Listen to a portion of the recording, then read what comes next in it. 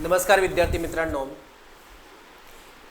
Eco master by doctor विशाल या YouTube चॅनलमध्ये आपलं सर्वांचं स्वागत आहे. मॉनिटरी इकॉनॉमिक्स, मॅक्रो इकॉनॉमिक्स या विषयाच्या लेक्चर सिरीजमध्ये पुन्हा स्वागत आहे. मागील काही लेक्चर्समध्ये पैशाची प्राथमिक स्वरूपाची ओळख याच्या संदर्भातले काही महत्त्वाचे लेक्चर्स आपण त्या ठिकाणी पाहिले आणि त्याच पैशाच्या संदर्भाने आपल्याला नवीन पैलूचा आपल्याला अभ्यास करायचा आहे. पैशाचा पुरवठा म्हणजे काय, पैशाचा पुरवठा कोण निर्माण करतं आणि पैशाच्या पुरवठ्यावर कोण नियंत्रण ठेवतं, या व्हिडिओच्या माध्यमातून त्या ठिकाणी आपले दोन महत्त्वाचे लेक्चर्स आपण त्या ठिकाणी घेतले होते. एक म्हणजे पैशाची निर्मिती करण्यापाठीमागे व्यापारी बँकांची पतनिर्मितीची प्रक्रिया, जे मागच्या लेक्चरमध्ये त्याचा आपण सविस्तर अभ्यास केलेला आहे. Credit creation bye commercial bank हा एक लेक्चर आपलं झालेलं आहे. ते विद्यार्थ्यांनी पाहिले नसेल तर ते पाहून घ्यावं, कारण आपल्याला व्यापारी बँकांची पतनिर्मितीची प्रक्रिया कशी असते ते सविस्तर उदाहरण साहित्य आपण ते स्पष्ट केलेलं आहे. आणि पैशाच्या पुरवठ्यावर कोण नियंत्रण ठेवतं, तर पैशाच्या पुरवठ्यावर नियंत्रण ठेवण्यासाठी दोन महत्त्वाच्या संस्था आपल्याकडे अतिशय महत्त्वाची भूमिका बजावतात. त्यामध्ये सर्वात महत्त्वाचं म्हणजे एक म्हणजे आपल्याकडे मध्यवर्ती बँक, ज्याला आपण RBI असं म्हणतो. RBIकडनं पैशाच्या पुरवठ्यावर नियंत्रण ठेवण्यासाठी चलनविषयक धोरण, त्या ठिकाणी मॉनिटरी पॉलिसीचा अवलंब केला जातो. त्याच्यावर देखील आपलं एक स्वतंत्र लेक्चर झाला असेल. ज्या विद्यार्थ्यांनी ते पाहिले नसेल तर आपल्याला चलनविषयक धोरण म्हणजे A to Z monetary policy याचा आपण त्या ठिकाणी अशा टायटलखाली आपण त्या ठिकाणी सर्वच त्या चलनविषयक धोरणांचे त्या ठिकाणी काय मार्ग असतात, कोणती साधने असतात, त्याची कशा पद्धतीने अंमलबजावणी होते याचा आपण सविस्तर याचा लेक्चर घेतलेला आहे. आणि दुसरी महत्त्वाची पैशाच्या पुरवठ्यावर नियंत्रण ठेवणारी एक आणखीन दुसरी संस्था असते ती म्हणजे मध्यवर्ती सरकार, गव्हर्नमेंट. तर गव्हर्नमेंटच्या माध्यमातून देखील पैशाच्या पुरवठ्यावर नियंत्रण ठेवण्यासाठी आपल्याकडे राजकोषीय धोरणचा अवलंब किंवा त्याची निर्मिती गव्हर्नमेंटच्या माध्यमातून केली जाते. आणि गव्हर्नमेंट देखील पैशाच्या पुरवठ्यावर नियंत्रण ठेवण्यासाठी काही महत्त्वाच्या मार्गांचा व काही महत्त्वाच्या साधनांचा अवलंब करून पैशाच्या पुरवठ्यावर नियंत्रण ठेवत असते. अशा प्रकारे पैशाच्या पुरवठ्याचा अभ्यास करत असताना काही महत्त्वाचे काही लेक्चर्स आपले झालेले आहेत. ज्यांनी अद्यापही पाहिले नसेल ते मात्र लेक्चर पाठीमागचे पाहून घ्या, कारण आपल्याला थोडासा पुढचा भाग पैशाच्या अनुषंगाने, पैशाच्या पुरवठ्याच्या अनुषंगानेच आपल्याला जो भाग पाहायचा आहे, तो म्हणजे RBIची पैशाची मापके. देशातला पैशाचा पुरवठा त्या ठिकाणी कसा मोजला जातो किंवा पैशाचा त्या ठिकाणी पुरवठा मोजण्यासाठी कोणकोणत्या प्रकारची त्या ठिकाणी यंत्रणा किंवा कोणत्या प्रकारची साधने आपल्याकडे त्या ठिकाणी प्रचलित आहे ते आपल्या त्या ठिकाणी आजच्या लेक्चरमध्ये आपल्याला ती सविस्तर समजून घ्यायची. तिथं आपलं टायटल आहे सर्वात महत्त्वाचं RBIची पैशाची मापके. तर आजच्या आपण लेक्चरमध्ये काय आपण अभ्यासणार आहोत, तर सर्वात महत्त्वाचं म्हणजे पैशाचा पुरवठा म्हणजे काय, त्याची थोडीशी आपण व्याख्याचं आपण रिपिटेशन आपण करूया. पैशाचा पुरवठा म्हणजे काय, पैशाच्या पुरवठ्याची RBIची मापके, जी मापके त्या ठिकाणी दोन भागामध्ये आपल्याला समजून घ्यायचे आहेत. ते म्हणजे 1977ची RBIची पैशाचे पुरवठ्याची मापके आणि दुसरं म्हणजे 1998ची RBIची पैशाच्या पुरवठ्याची मापके. ही आपल्याला पैशाच्या पुरवठ्याची मापके आपल्याला समजून घ्यायची आहे. म्हणजे इथे आपल्याला दोन मापके विचार घ्यायचे आहे आणि ते म्हणजे पैशाचा पुरवठा म्हणजे काय. तर पैशाचा पुरवठा म्हणजे एका विशिष्ट कालखंडात देशात उपलब्ध असणारं चलन म्हणजे पैशाचा पुरवठा, हे आपण पाहिलेलं आहे. तिथे पैशाचा पुरवठा जो आहे तो पैशाचा पुरवठा इथे विचारात घेत असताना मुळात त्या ठिकाणी काय आहे, तर RBIने पैशाच्या पुरवठ्याच्या बाबतीमध्ये त्या ठिकाणी काय केलेलं आहे, रोखता लिक्विडिटी दृष्टिकोन स्वीकारलेला आहे. आणि तो रोखता लिक्विडिटी दृष्टिकोन त्या ठिकाणी RBIने स्वीकारून त्या ठिकाणी 1977 पासून आपल्याकडे चार महत्त्वाची पैशाची मापके विकसित केले. चार वेगवेगळ्या स्तरावरचा पैसा त्या ठिकाणी विचारात घेतला जातो. तर चार स्तरावरचा जो पैसा आहे तो त्या ठिकाणी M1, M2, M3 आणि M4 ही त्या ठिकाणी 1977मध्ये लिक्विडिटी ॲप्रोचच्या माध्यमातून त्या ठिकाणी आपल्या त्या ठिकाणी वेगवेगळ्या चार स्तरावरचा पैसा त्या ठिकाणी मोजण्यासाठी ही चार मापके विकसित केलेली आहेत. M1 म्हणजे काय, M2 म्हणजे काय, M3 आणि M4 म्हणजे काय, तर आपण ते सविस्तर पुढे पाहणार आहोत. आपल्याला ही चार जी मापके आहेत, ही चार मापके कधी झालेली आहेत, 1977मध्ये त्या ठिकाणी आपल्याकडे विकसित करण्यात आले. कोणाकडनं, RBIकडनं ही मापके विकसित करण्यात आलेली आहेत. ही चार मापके काय आहेत, काय त्याच्या त्या ठिकाणी त्याचा अर्थ आहे, त्याच्यामध्ये कोणता पैसा त्या ठिकाणी इन्क्लूड केला जातो ते आपण पुढे पाहूया. तिथे पहा हे जे RBIने 1977 त्या ठिकाणी लिक्विड अप्रोच त्या ठिकाणी स्वीकारून जी काही चार साधनं त्या ठिकाणी 4 मापके घेतलेली आहेत, ती 4 मापक्यांमध्ये त्या ठिकाणी सर्वात महत्त्वाचं म्हणजे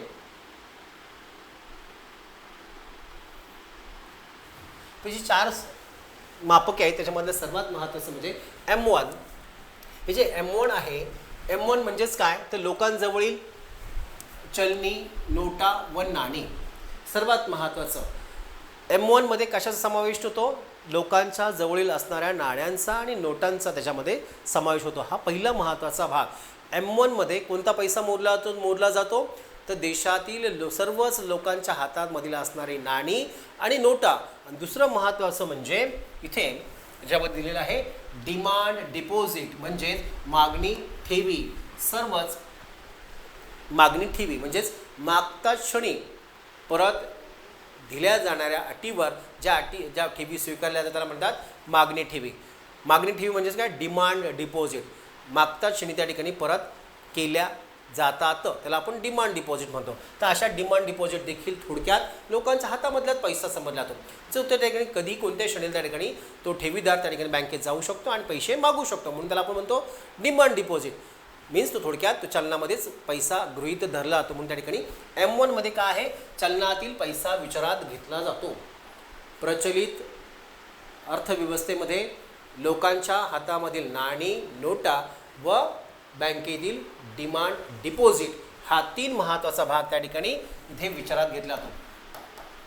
नाणी, नोटा प्लस डिमांड डिपॉझिट हे त्या ठिकाणी M1 मध्ये त्या ठिकाणी समाविष्ट असतं. M2 मध्ये काय आहे तर M2 मध्ये त्या ठिकाणी ॲडिशनल आणखीन काही पैसा जोडलेला आहे.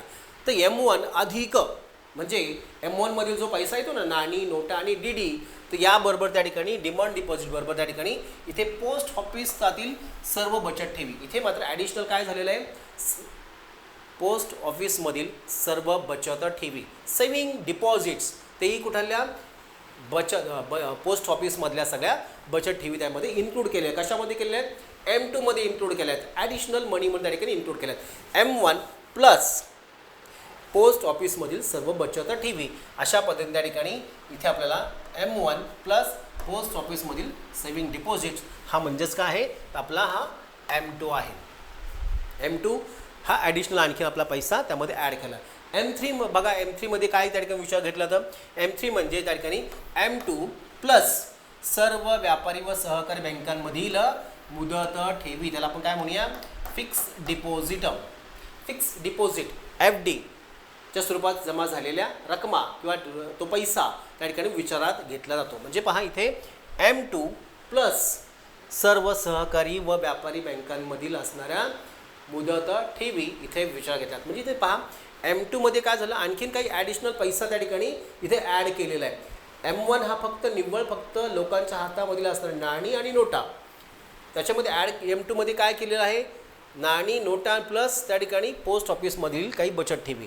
M3 आणखी काय झालं आहे थोडासा ॲडिशनल मनी त्यामध्ये ॲड केलेला आहे. तो कोणता केलेला आहे इथे व्यापारी बँका आणि सहकारी बँकांमधील FDच्या स्वरूपात जमा झालेली पैसा हा देखील त्याच्यामध्ये मोजला जातो. म्हणजेच M3 या ठिकाणी विचारात घेतला जातो. M4 काय आहे तर M4 त्या ठिकाणी M3 अधिक पोस्ट ऑफिस व बचत संघटनाकडील एकूण ठेवी अशा पद्धतीने M4 मध्ये काय केलं जातं पोस्ट ऑफिस व बचत संघटनांकडील एकूण ठेवी. इथे बचत संघटना ज्या आहेत आपल्याकडे ज्या इतर काही सेविंग ऑर्गनायझेशन असतात त्या सेविंग ऑर्गनायझेशनमधल्या ज्या काही इतर एकूण ठेवी आहेत त्या देखील M4 मध्ये त्या कॅल्क्युलेट केल्या जातात. अशा प्रकारे हा M4 त्या ठिकाणी विचारात घेतला जातो. तर अशा प्रकारे M1 हा त्या ठिकाणी फक्त नाणी, नोटा व DDचा समावेश असतो. M2 मध्ये नाणी, नोटा, DD प्लस पोस्ट ऑफिसमधील बचत ठेवी. M3 मध्ये काय असतं M2 प्लस म्हणजे याचा पुन्हाचा रिपिटेशन आपल्याला करायचं नाही. M2 प्लस व्यापारी व सहकारी बँकांमधील मुदत ठेवी फिक्स डिपॉझिट. M4 मध्ये काय केलेलं आहे M3 म्हणजे याचं रिपिटेशन आपल्याला करायचं नाही डायरेक्ट M3 म्हणायचं आहे. पुढे M3 प्लस काय म्हटलेलं आहे पुढे पोस्ट ऑफिस व बचत संघटनांमधील एकूण ठेवीचा एकूण ठेवी तिथं मोजले आहे. म्हणजे हे झालं आहे इथे व्यापक स्वरूपाचा पैसा.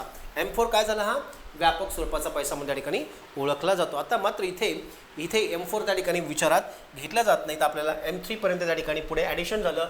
आता आपल्याकडे 1998 मध्ये पहा, लक्षात घ्या, 1998 मध्ये त्या ठिकाणी डेप्युटी गव्हर्नर ज्या अध्यक्षतेखाली आपल्याकडे एक अभ्यास गट नेमला गेला आणि त्या अभ्यास गटाला त्या ठिकाणी पैशाच्या पुरवठ्याच्या संदर्भाने काही मापके विकसित करण्यासंदर्भात काही सूचना करण्यात आल्या होत्या.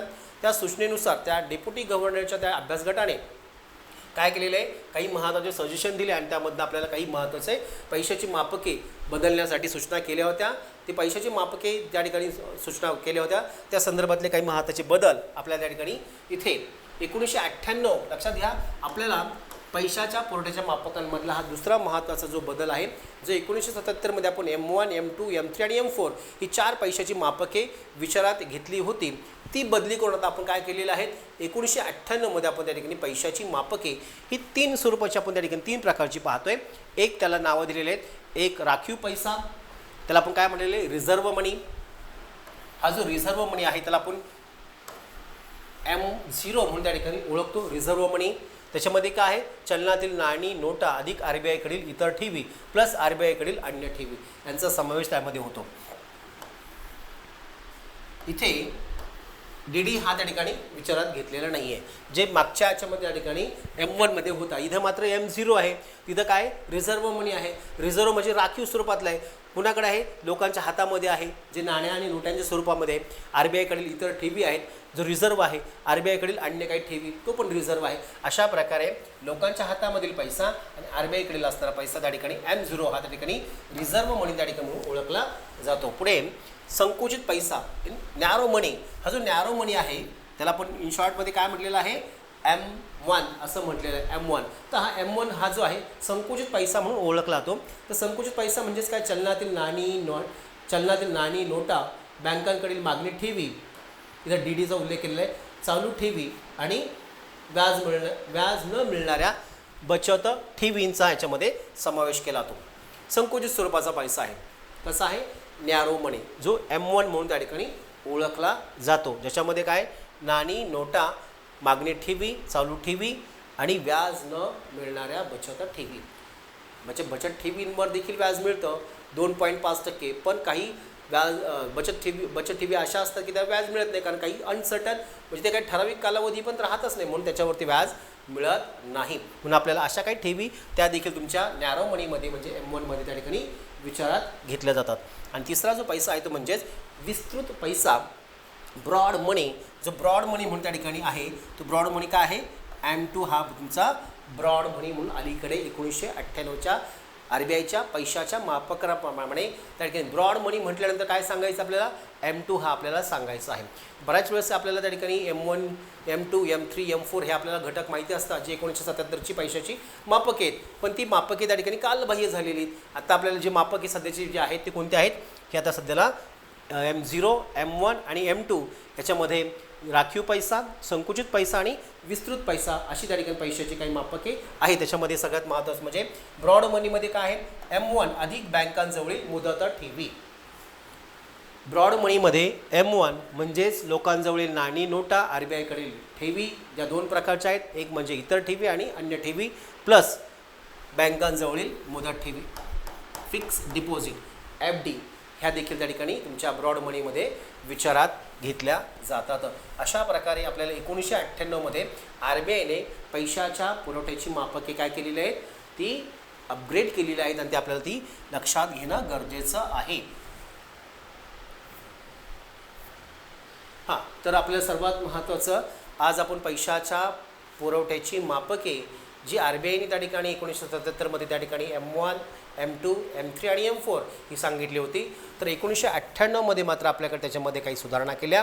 त्याच्यामध्ये राखीव पैसा, संकुचित पैसा आणि विस्तृत पैसा, M0, M1 आणि M2 अशी 3च त्या ठिकाणी पैशाची मापके 1998 त्या ठिकाणी आपण अडॅप्ट केली, स्वीकारली आणि त्याच्यानुसार आपण आता पैसा विचारात घेतो. अशा प्रकारे देशातील पैसा विचारात घेण्यासाठी त्या ठिकाणी किंवा मोजण्यासाठी RBIने काही महत्त्वाची मापके ही विकसित केलेली आहेत. आजच्या लेक्चरपर्यंत आपण हा पैशाच्या पुरवठ्याच्या मापकेचा आपण अभ्यास सविस्तर आपण केलेला आहे. पुढच्या लेक्चरला मात्र आपण त्या ठिकाणी भाववाढ आणि भावगट हा महत्त्वाचा टॉपिक आपण त्या ठिकाणी पाहणार आहोत. ज्याही विद्यार्थ्यांनी अद्यापही त्या ठिकाणी चॅनलला सबस्क्राईब केलं नसेल त्या विद्यार्थ्यांनी मात्र चॅनलला सबस्क्राईब करून घ्या. बेल आयकॉन बटन प्रेस करा जेणेकरून आपल्या पुढच्या लेक्चरचे नोटिफिकेशन तुम्हाला प्राप्त होतील. चला तर आपण आता इथं थांबूया. पुढच्या लेक्चरला पुन्हा भेटूया. तर थँक्यू. धन्यवाद.